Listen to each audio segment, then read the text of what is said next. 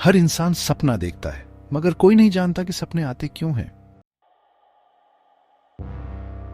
कुछ लोग कहते हैं कि यह दिमाग की बेतरतीब फायरिंग है, कुछ कहते हैं ये अवचेतन की भाषा है, मगर एक ऐसा रहस्य है जो सदियों से मनुष्य के भीतर छिपा है और जिसे विज्ञान आज तक समझ नहीं पाया। सपनों में इंसान मरे हुए लोगों से बात कैसे कर सकता है? और यह सवाल कोई अकेले व्यक्ति का नहीं है, यह पूरी मानवता से जुड़ा हुआ है। लोग बार बार सपनों में मरे हुए लोगों से मिलने लगे, न सिर्फ अपने प्रियजनों से, बल्कि कभी कभी ऐसे अजनबियों से भी जिनसे वे जिंदगी में कभी नहीं मिले थे। जैसे कोई अदृश्य दरवाजा खुल गया हो और उस दरवाजे के उस पार कोई था जो मर चुका था लेकिन फिर भी बोल रहा था। सपने अब केवल कल्पना नहीं रहे, वे संवाद बन चुके थे। संवाद दो दुनियाओं के बीच। वैज्ञानिकों ने कई दशकों तक सपना देखने की प्रक्रिया पर शोध किया। रेम स्लीप, जिसमें हमारी आंखें बंद होते हुए भी तेजी से हिलती हैं, वो समय होता है जब दिमाग सबसे ज्यादा सक्रिय होता है। सपने यहीं बनते हैं। लेकिन एक दिन जर्मनी की एक न्यूरोसाइंस लैब में एक ऐसा पैटर्न देखा गया जो पहले कभी नहीं आया था। सोते हुए एक इंसान का दिमाग अचानक ऐसे फ्रीक्वेंसी पर काम कर रहा था जैसे वो किसी इनविजिबल सिग्नल को पकड़ रहा हो, जैसे कोई रेडियो जिसे सही चैनल पर ट्यून किया गया हो। इसी खोज से जन्म हुआ टी जोन का।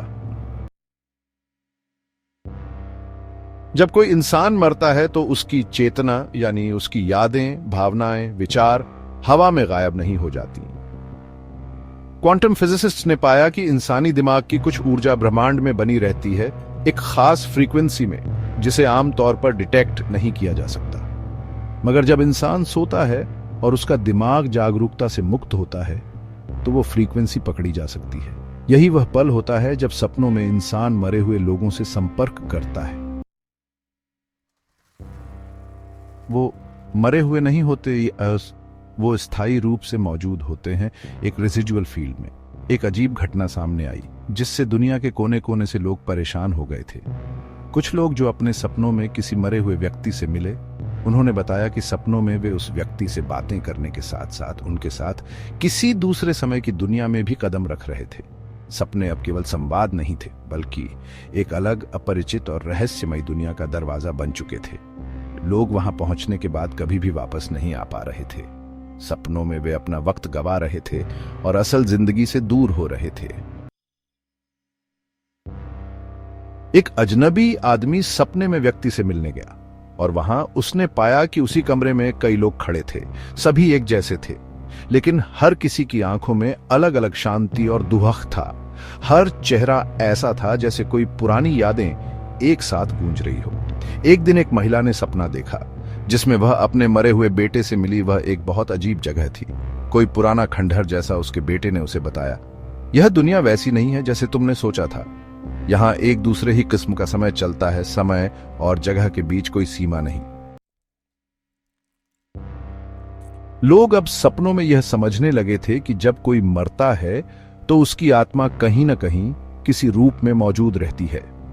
कुछ लोग कहते थे कि वे उन आत्माओं से बात कर सकते थे जो भूतकाल की घटनाओं में खो गई थीं, और कुछ लोग इसे सिर्फ कल्पना मानते थे। लेकिन क्या यह सच था? क्या हमारी चेतना और आत्मा का अस्तित्व केवल हमारे शरीर तक सीमित है, या वह कुछ और रूप में मौजूद रहती है? जैसे जैसे लोग इस रहस्य को समझने की कोशिश कर रहे थे, कुछ और रहस्यमय घटनाएं सामने आईं। कुछ लोग जिनके पास कोई आध्यात्मिक ज्ञान था कहते थे कि जब कोई मरता है तो उसकी आत्मा हमेशा उस दुनिया से जुड़ी रहती है जो हमारे सपनों में दिखाई देती है। लेकिन यह कोई मामूली बात नहीं थी, क्योंकि जिस रात किसी इंसान का शरीर मरता है उसकी आत्मा एक दूसरे आयाम में प्रवेश करती है, जिसे हम विवृत चेतना कहते थे। यह आयाम सपनों से जुड़ा हुआ था, जहां आत्माएं अपनी पुरानी यादें और अनुभवों को वापस दोहराती थीं। कुछ लोग कहते थे कि जब इंसान सोता है तो उसकी आत्मा खुद को इस आयाम में भेज सकती है, जहां वह उन आत्माओं से संवाद कर सकता है जो जीवित नहीं थीं। लेकिन यह बात पूरी दुनिया के लिए एक गहरे रहस्य के रूप में बनी हुई थी। अक्सर ऐसा देखा जाता था कि लोग किसी स्थान पर सोते हुए और अपने प्रियजनों से संवाद करते हुए महसूस करते थे कि वे वहां नहीं थे, जैसे उन्होंने एक पुरानी दुनिया में कदम रखा हो। ऐसी घटनाएं कभी समझ में नहीं आती थीं, लेकिन लोग कहते थे कि यह सिर्फ उन आत्माओं की मौजूदगी थी जो अब इस संसार से चली गई थीं। इसी तरह एक दिन एक महिला ने सपना देखा जिसमें वह अपने पति से मिली जो वर्षों पहले मर चुका था। उसने अपने पति से पूछा कि वह कहाँ था। पति ने कहा, मैं तुम्हारे सामने हूं, लेकिन मैं तुम्हारे सपने में हूं। तुम मुझे जानने के बाद महसूस करोगी कि हम हमेशा एक दूसरे से जुड़े रहते हैं। सपने उस अज्ञेय दुनिया की ओर जाते हैं जहां समय और वास्तविकता का कोई मतलब नहीं। क्या यह सपना था या सच में कोई रहस्य था जो हमें कभी नहीं समझ आया? क्या यह सिर्फ हमारी आत्मा और चेतना के बीच की यात्रा थी? सपनों के उस रहस्यमय द्वार ने हमें हमेशा के लिए यह सोचने पर मजबूर कर दिया था कि क्या हम अपनी चेतना के द्वारा उस परे की दुनिया से जुड़ सकते हैं। शायद कोई अदृश्य ताकत थी जो हमारे भीतर और हमारे बाहर थी और वह हर किसी के लिए एक रहस्य बनकर रह गई थी। लेकिन क्या यह केवल कल्पना थी या कुछ और था जो हम कभी नहीं जान पाएंगे?